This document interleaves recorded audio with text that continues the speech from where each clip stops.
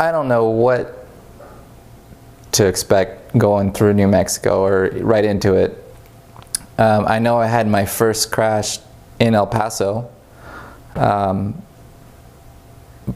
I don't know that there was anything that I could have done to know what to expect coming out of New Mexico. From what I could read was fire roads. The map said, one of the things that the map said is some roads may be impassable when wet. So Stephen, tell us what happened here. Well, someone had to break it in. Someone had to do it first. And I was coming down on this side and noticed that big rock there. So I veered pretty hard to the right. But then I was cut too much to the right and lost control of my front tire, and down I went. Okay, we're day 3. Run to the Rockies, Adventure Tejas, Ultimate Sacrifice Association. I'm Wes. Here's Steven. Mickey. And there's Lane taking some pictures. Shortly after leaving El Paso, we were in New Mexico. We found ourselves riding on smooth dirt and gravel roads, making good time, taking in the open spaces, the majestic scenery that is stereotypical of the Southwest. Grand mesas, sand, desert vegetation.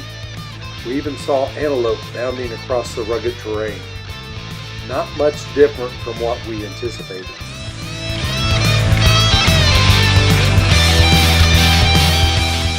Since we are in New Mexico at the end of August, I was expecting an extension of the Texas weather, which would be hot and dry. I thought we were going to be riding in 90 plus degrees, maybe 100 degree weather, and sweating. I was really worried about overheating, dehydration, since we had a situation earlier in the year in Big Bend where we did run out of water and did suffer from heat exhaustion, so that was on my mind.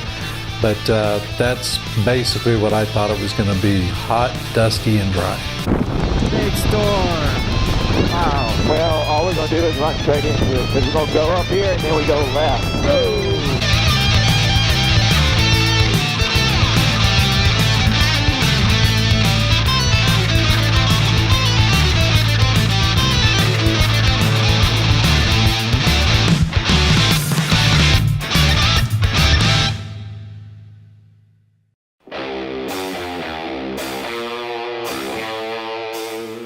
Before we knew it, there was no escaping what Mother Nature had in store for us.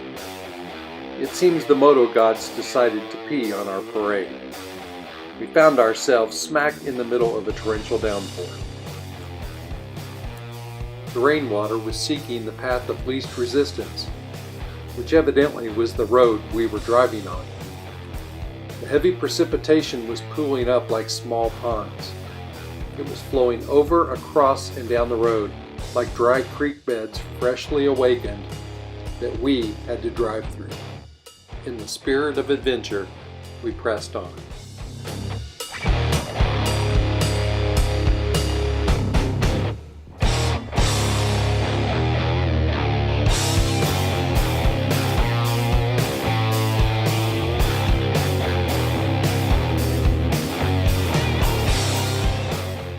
Quickly realized how treacherous the adobe roads can be. At first they became slick, like riding on greased linoleum. You alright? Okay.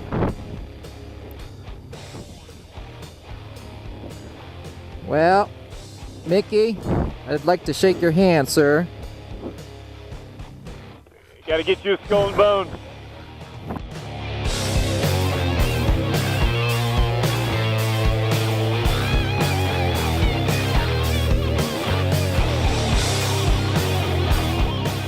Over time, they turned into a soft, nearly impassable quagmire that we called brownie mix.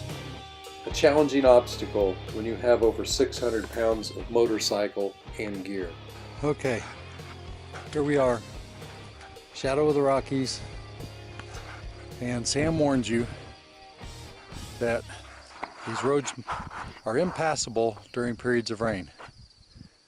We're on day number 3, and we're experiencing that. Here you see the 3 bikes. We've all fallen multiple times. And there you see the 4th one. And we've been here an hour trying to get it through. And the problem seems to be that this clay clogs up the front wheels where it can't even turn. And Lane, what's going on up there? Front wheel is so blocked up, it turns into a ski.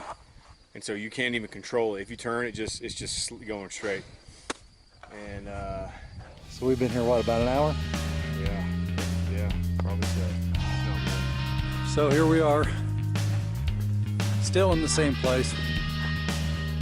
A couple hours later, it's dark. You can see, here comes the last pannier coming up. Here, take it off Steven's bike, unload it. It's a heck of a deal, trying to get him back up here. Look at that rear tire. Oh, alright, so. Now we're heading back to the tarmac.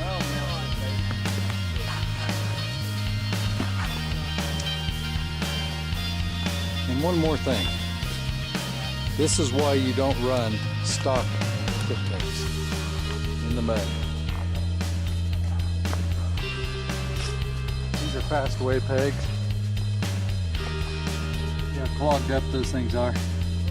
We have reservations at Ute Lake State Park tonight to camp. We're going to go to Logan. We're going to find a hotel and a restaurant. And we are not going to be setting up 8 tents tonight. So, this should be good.